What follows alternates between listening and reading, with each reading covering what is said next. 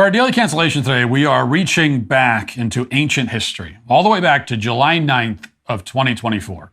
Now, you might say that it's only a week ago, but in social media time, it may as well be half a century, especially given what has transpired in the meantime. Be that as it may, we have to talk about this for no other reason than I think it's funny. And I saw this while I was away on vacation last week. I made a note that I wanted to make fun of it. Like, I literally texted that note to myself along with the link, make fun of this next week. And if I make a note to myself, I have to follow it. So I'm going to stick to the plan, come hell or high water. When I promise to mock something, I will mock it. That is my solemn oath.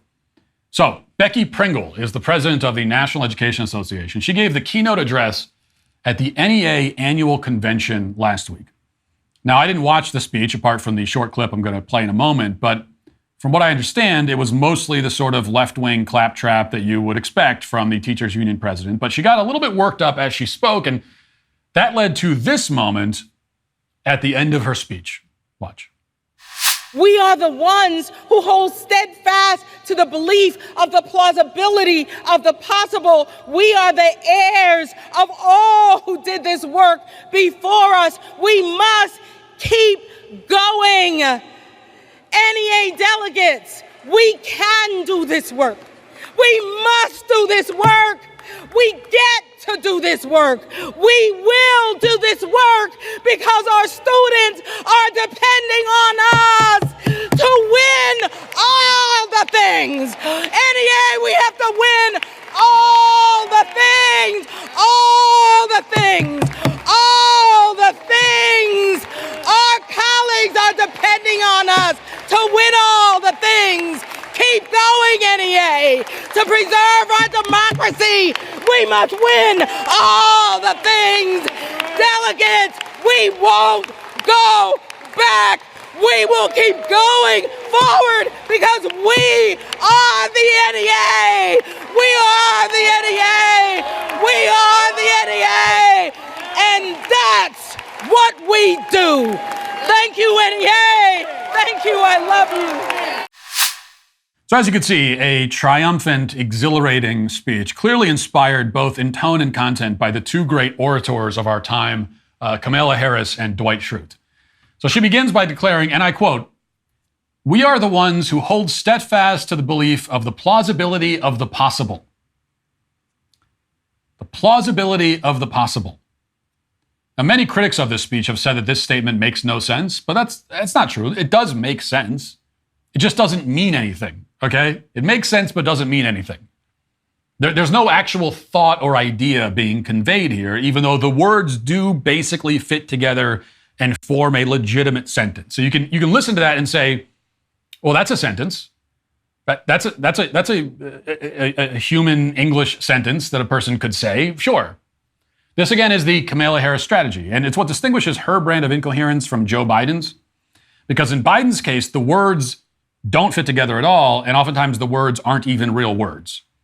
So it's pure gibberish. But Harris, she's more interesting. She uses real words, and she combines them in grammatically valid ways, but it all amounts to nothing. And same in this case. The plausibility of the possible. Technically speaking, possible things are plausible, right? I mean, something is possible if it could potentially happen. Something is plausible if it's credible or reasonable. So you might say that if something could potentially occur, then it's reasonable to believe that it could potentially occur. So a possible scenario is also a plausible scenario. There's no logical contradiction, but there also isn't any substantive message being communicated. There's no reason to say it. Okay, there's no point. It's just a thing that she said.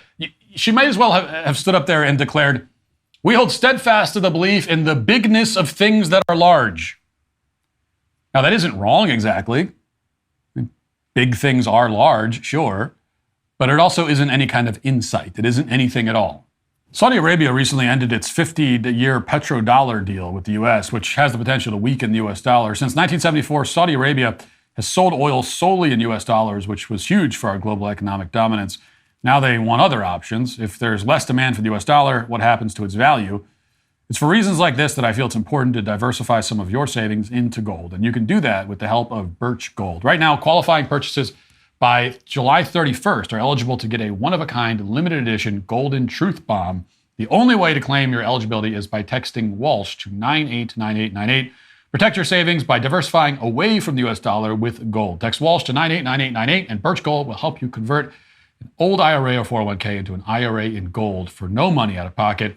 Right now, qualifying purchases will get a limited edition golden truth bomb. Text Walsh to 989898. That's Walsh to 989898 today.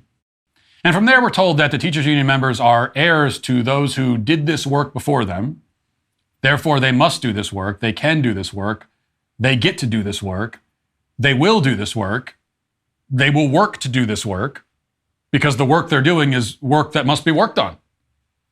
And why? Well, because they have to win all the things. Which things? The things. How many of the things? All of them. Not most of the things. No. Not 95% of the things. All of the things. That's what Becky Pringle has declared. And she has declared it loudly and confidently and heroically. What exactly is she declaring? Well, she's declaring her declarations. Indeed, she holds steadfast to the belief that declarations must be declared. Now, although there is nothing at all being said here, we can still learn something, or at least we can have what we already knew reinforced, which is that our schools are being run by the shallowest, most vapid people who've ever lived. I mean, we focus so much on the ideological and political bias and indoctrination in our schools, and for good reason. That is the most significant problem plaguing the education system. It is the thing before anything else that ensures that I will never send my kids to public school. But the second biggest problem, and not necessarily a very distant second, is the total intellectual bankruptcy of the people in charge. And that clip in many ways encapsulates the whole public school experience. It drags on, feels like it will never end. And by the end of it, you aren't sure what the point of it even was. There's one other thing to notice in this speech. She says that one of the reasons that they must win all the things, whatever the things are that must be won, they must win them all, is because it's what is necessary in order to preserve our democracy. Now, you might say that's just another slogan that she randomly tossed into this buffet of vacuous platitudes. And for the most part, that's all it is. On the left, the word democracy has come to mean all the stuff we want. So to preserve our democracy, therefore, is to get all the stuff they want rather than the stuff they don't want. But if we were to look for any deeper meaning, which is perhaps a fool's errand, I think the deeper meaning would be this.